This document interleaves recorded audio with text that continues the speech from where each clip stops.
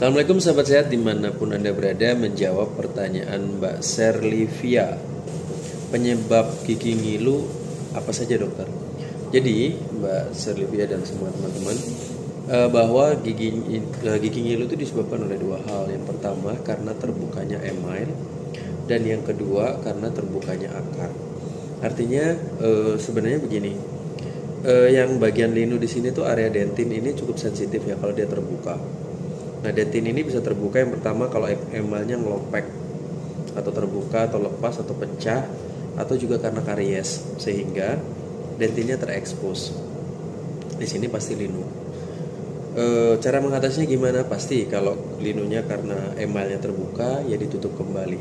Ada lubang ya ditambal, kalau ngelopek atau misalkan pecah ya dikembalikan dengan penutupan. Yang kedua, karena gusinya yang turun. Nah, gusi yang turun ini juga sama dengan gusinya turun. Area di sini itu kan tipis ya, nggak ada email. Makanya dentinnya terekspos dan dia menjadi linu. Dia turun karena beberapa hal. Yang pertama karena penyakit gusi dan tulang, gingivitis atau periodontitis. Gingivitis itu radang pada gusinya saja. Karena periodontitis itu sudah menyebar ke jaringan yang lebih luas. Biasanya tulangnya turun, gusinya akarnya terbuka, di situ linu.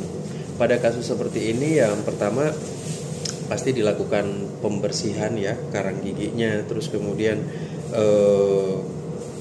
kadang-kadang dilakukan kuretase dan ditambahkan dengan pasta gigi anti gigi yang sensitif itu. Nah, karena apa? Biasanya kalau sudah tulangnya rusak, gusinya nggak bisa balik lagi.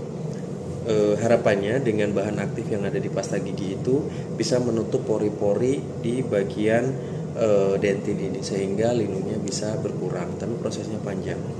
Nah, linu berikutnya yang disebabkan lehernya gigi terbuka karena gosok gigi terlalu kencang, jadi gosok keras banget gitu ya, sehingga di sini kayak terpahat. Itu juga linu sekali itu.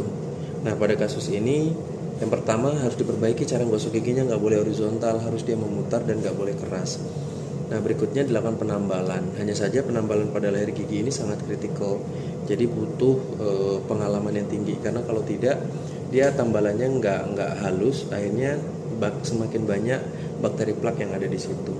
Nah, yang terakhir pengguna gigi tiruan. Nah, gigi tiruan jenis Valplas yang dia dukungannya adalah dukungan gusi dan tulang, dia menekan. Biasanya kan dia klamernya berupa plat ya, dia nekan gusinya turun sehingga itu juga menjadi terbuka dan linu. Demikian sahabat sehat, kenali linunya dan segera lakukan penanganan sesuai dengan penyebab linu tersebut. Sampai bertemu pada video berikutnya. Assalamualaikum warahmatullahi wabarakatuh.